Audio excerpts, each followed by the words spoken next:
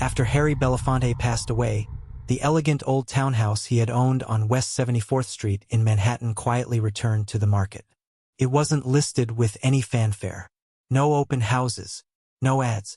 Just a discreet call from a broker to a couple from Chicago, Theo and Marlene Winters, who had long admired Belafonte, both for his music and his activism. The house was old, but it was beautiful. For stories of brick and limestone, with original moldings, worn wooden banisters, and tall, creaky windows. Belafonte had owned it for over 50 years. He'd lived there during the civil rights era, hosted meetings with activists, and reportedly even rehearsed songs from Calypso in the parlor.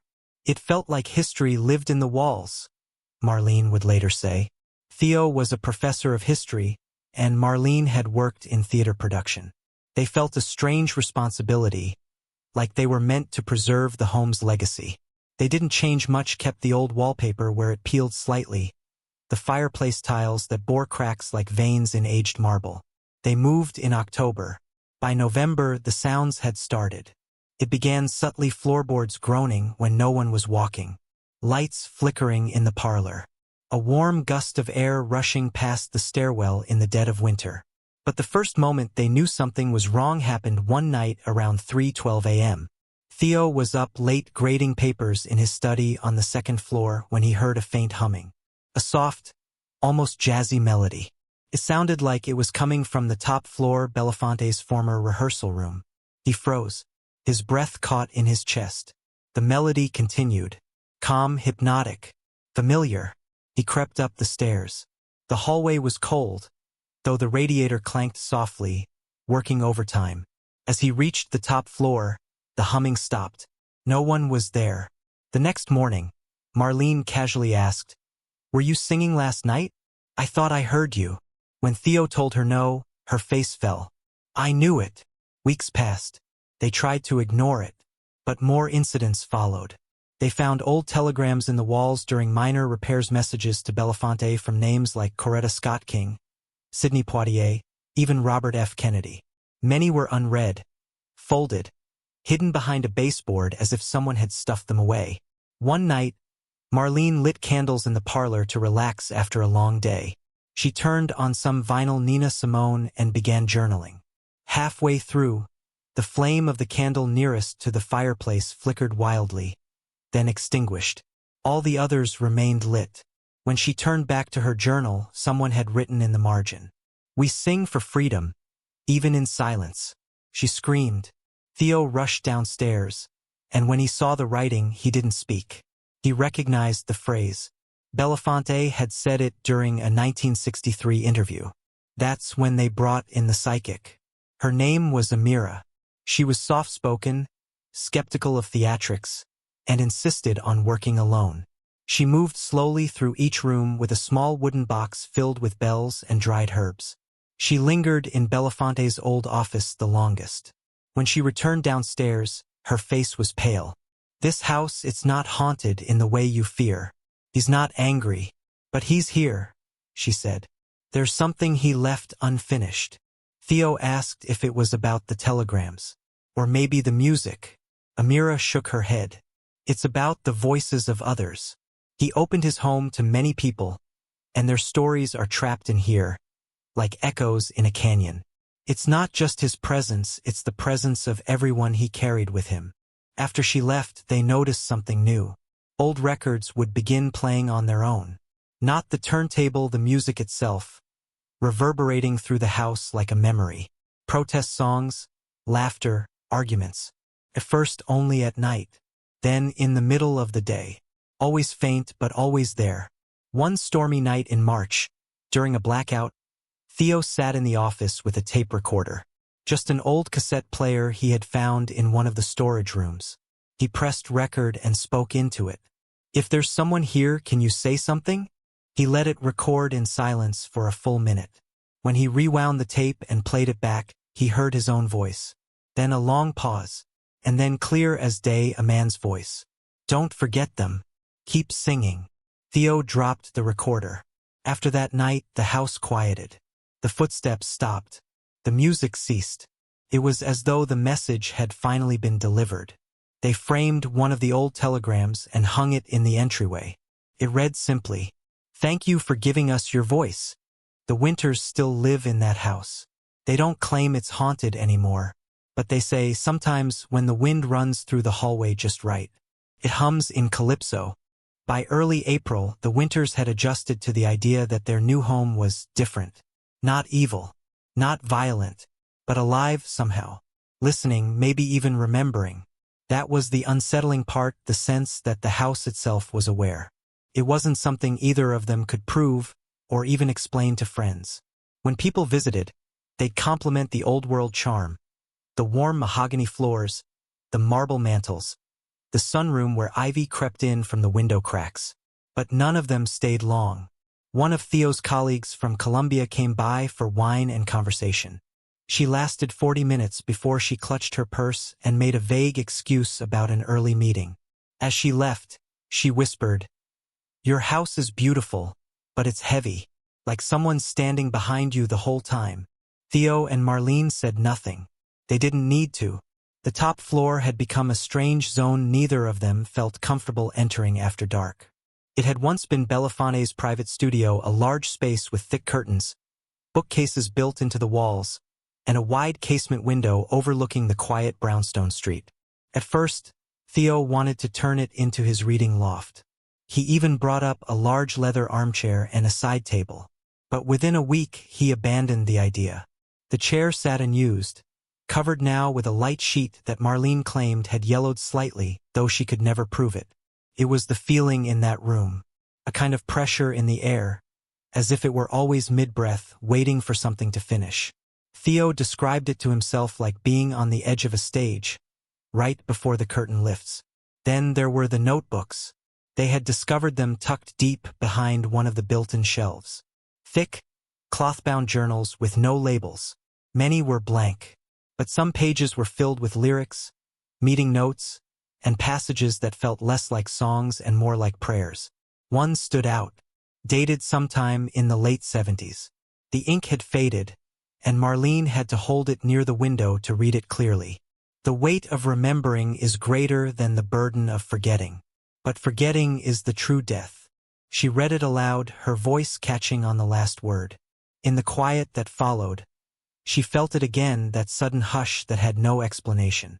The kind of silence that didn't come from the house but seemed to be about the house. Like the walls were holding their breath. It was dusk when he came. A man in a gray overcoat, thin and elderly, with a shock of white hair and round tortoiseshell glasses. He rang the doorbell once. When Theo answered, the man stood quietly, looking past him into the house's interior. "I'm sorry," he said finally, his voice rough. "I used to visit Mr. Belafonte many years ago. I know he's gone, but I just wanted to see the house one more time." Theo stepped aside. "You're welcome to come in." He left quite the presence behind. The man gave a soft smile. He always did. He walked slowly, reverently, through the front hall, trailing his hand along the wainscoting as if reading Braille. When he reached the parlor, he stopped short. "Is the piano still here?" he asked. "No," Marlene answered from behind Theo. "It was removed before the sale." The man nodded once. He had a way of coaxing more out of a single note than most could from an entire orchestra. They sat briefly in the living room, and the man whose name was Lionel told them stories. Long, winding tales of activist meetings in the early 60s. Belafonte's booming laughter echoing off these very walls. Dr. King once seated on the very couch that had since been replaced. Plates of sweetbread passed around.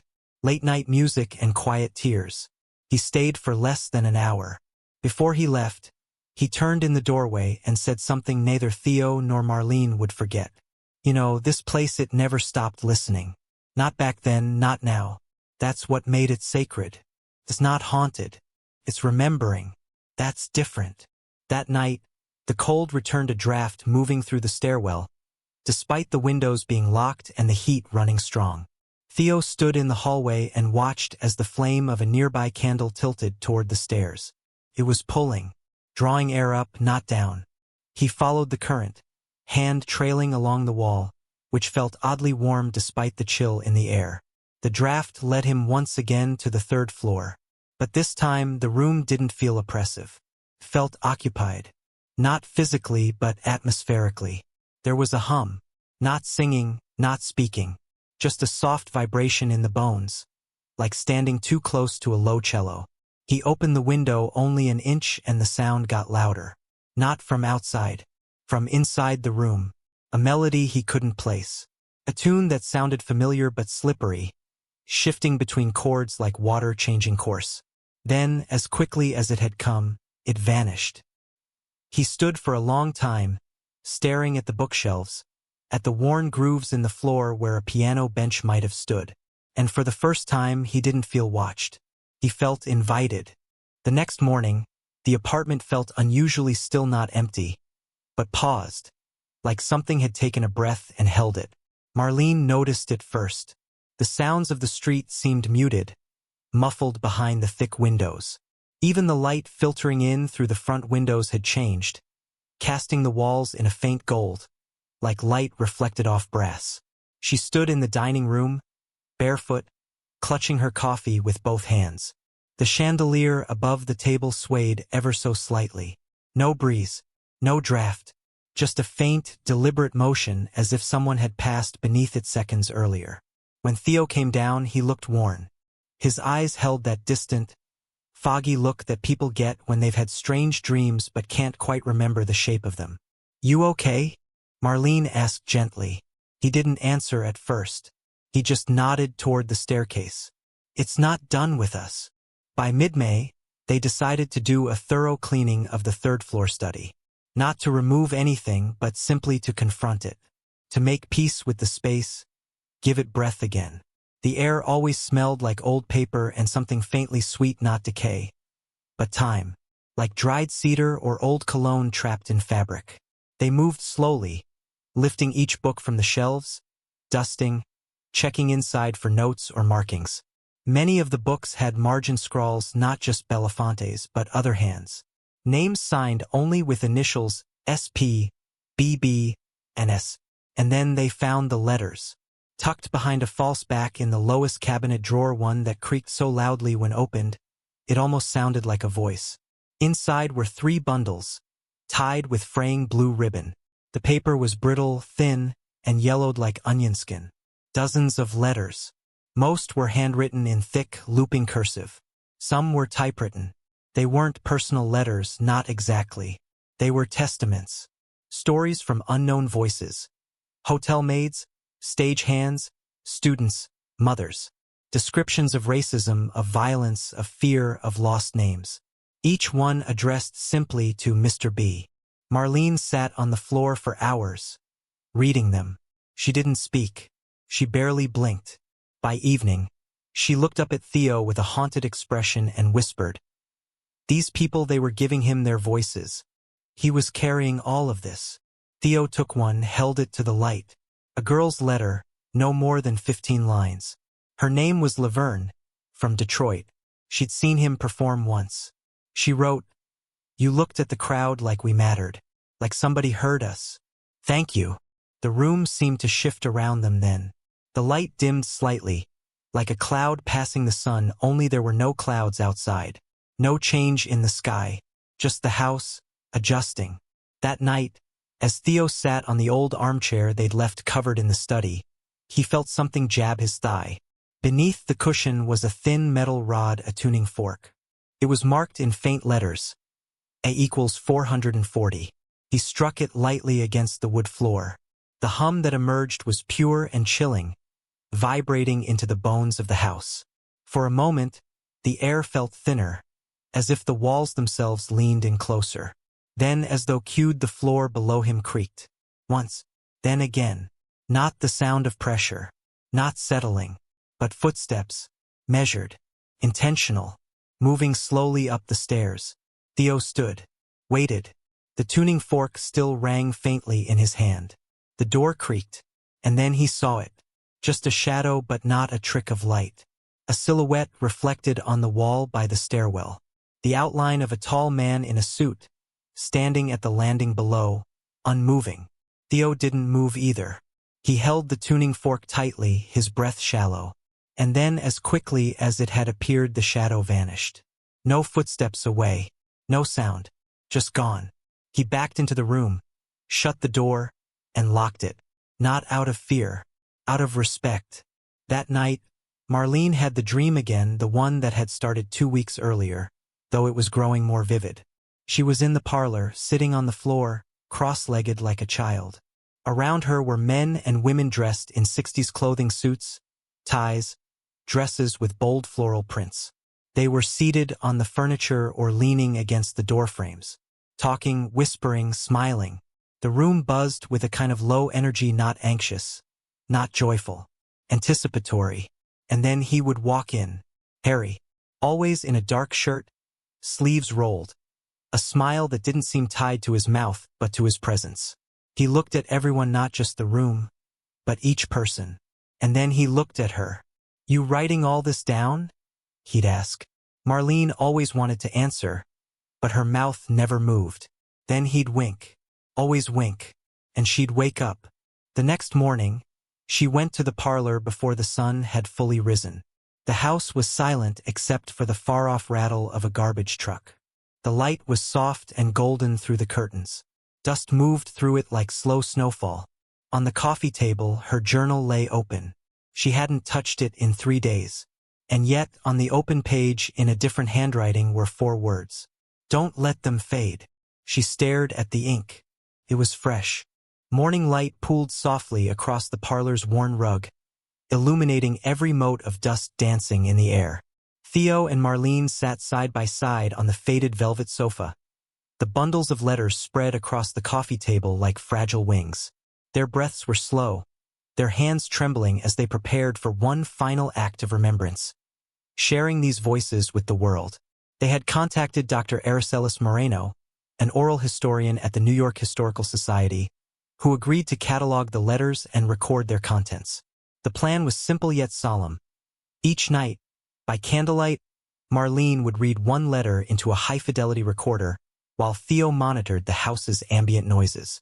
They hoped their documentation would honor the people whose words had been entrusted to Belafonte so many decades ago. That first evening, the recorder's little red light glowed in the parlor's half-darkness. Marlene's voice steady, reverent, broke the hush. "Dear Mr. B, I am a seamstress from Jackson, Mississippi," as the story unfolded, describing a night of segregation and the comfort she found in his concerts.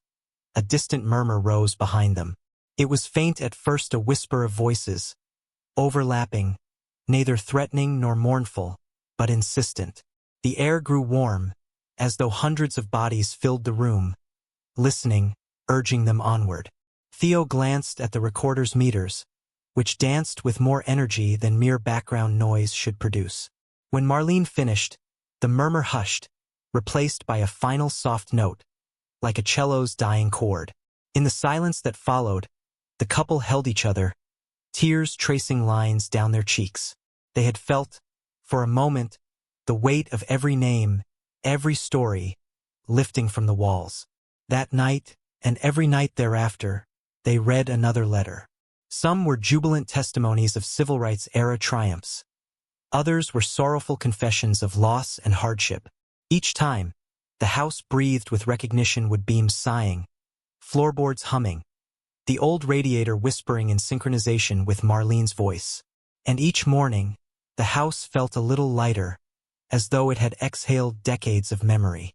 On the final evening, they read the last of the 3 bundles. A letter from a young student in Harlem who wrote, "Through your songs, I heard my grandmother's spirit. You gave us a stage for her tears and laughter." As Marlene paused to swallow the lump in her throat, the house responded differently.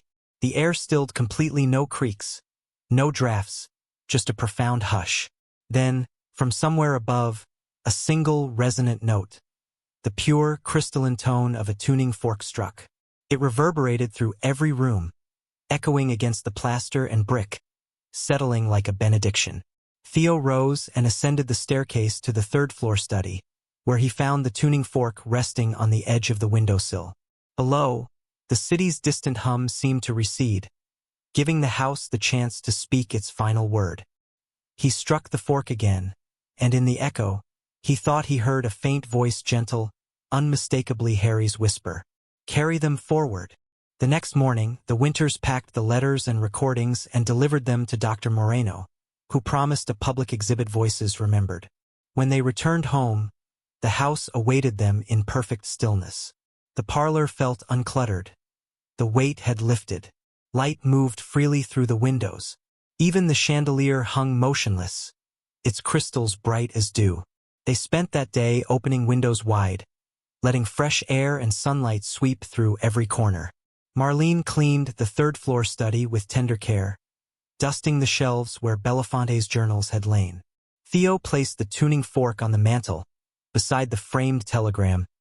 "Thank you for giving us your voice." Both objects gleamed in the late afternoon light, tokens of remembrance and release.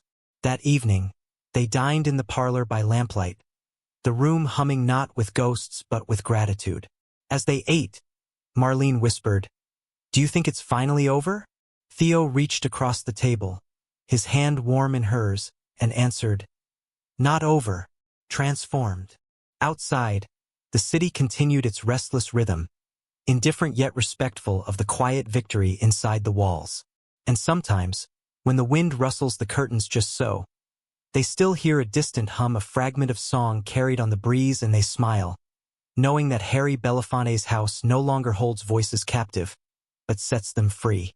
Don't forget to subscribe and like if you liked this story.